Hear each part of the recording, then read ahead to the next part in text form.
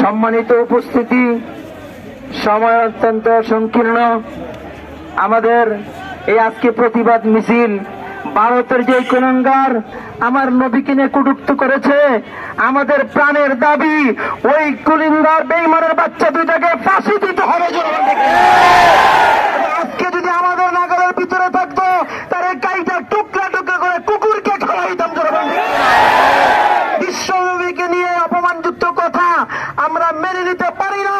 ভারতের সমস্ত পণ্যকে বয়কট করতে হবে এবং মোদিকে জানিয়ে দিতে চাই অতি শীঘ্রই এই দুই বেঈমানের বাচ্চাকে গ্রেফতার করে সারা বিশ্ববাসীকে দৃষ্টান্তমূলক শাস্তি দিয়ে দেখাই দিতে হবে।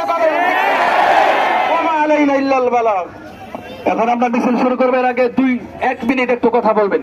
সংগ্রামী সাথী বন্ধুগণ, এ পর্যায়ে আপনাদের সামনে গুরুত্বপূর্ণ বক্তব্য রাখবেন 10 নং ওয়ার্ড ইমাম উলামা কল্যাণ পরিষদের সংগ্রামী সাধারণ সম্পাদক মুফতি আমির হোসেন লাকসামি, ইমাম ও খতিব মিরপাড়া জামে মসজিদ।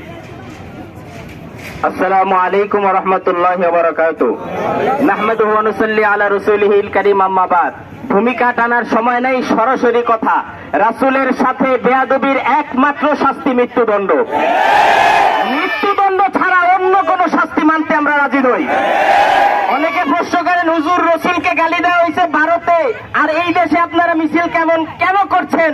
সবার অবগতির জন্য জানাই, আমার রাসূলকে কোনো এক দেশের জন্য রসুল বানানো হয় নাই। আমার রসুলকে কোনো এক রাষ্ট্রের রসুল বানানো হয় নাই। আমার রসুল সমগ্র বিশ্বের রসুল।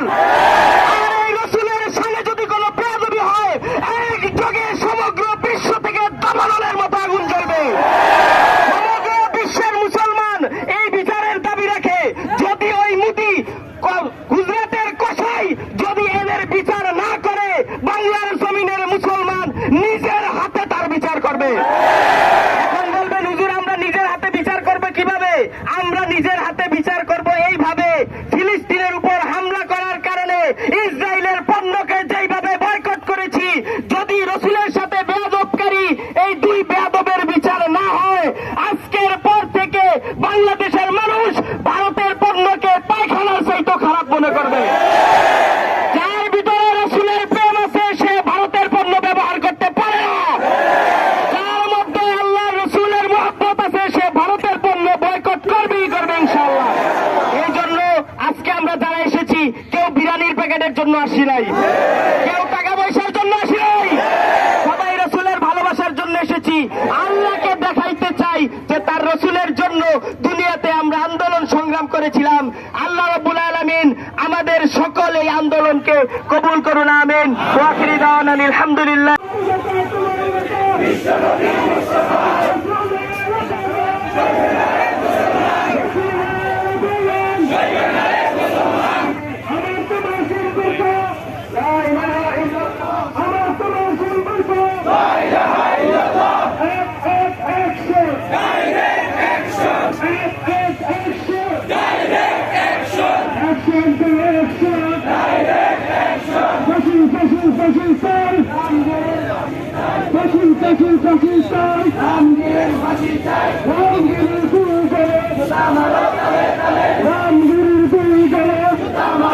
আমরা ভালোবাসি জনগণ, ঠিক কিনা?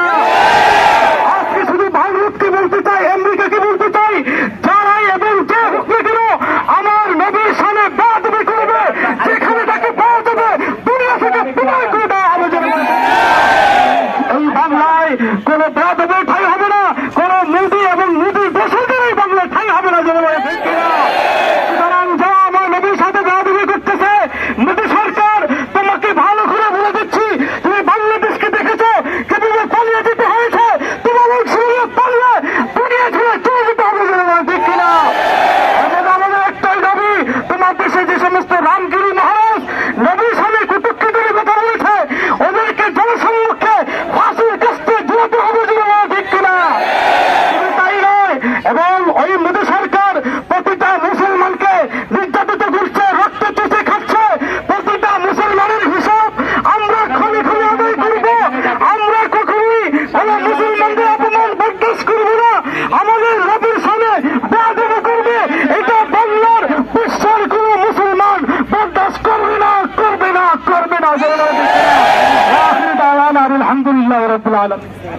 সংগ্রামী সাথী বন্ধুগণ, আমাদের এই বিক্ষোভ মিছিলে অনেক দল এখানে উপস্থিত হয়েছে।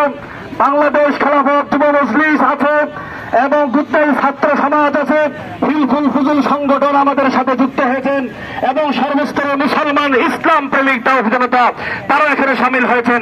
সংগ্রামী সাথী বন্ধুগণ, এ পর্যায়ে আপনাদের সামনে সংক্ষিপ্ত বক্তব্য রাখবেন 10 নং ওয়ার্ড ইমাম উলামা কল্যাণ পরিষদের সংগ্রামী সভাপতি আল্লামা মুস্তফা কামাল জিহাদি দামাত বরকাতুহু আলিয়া।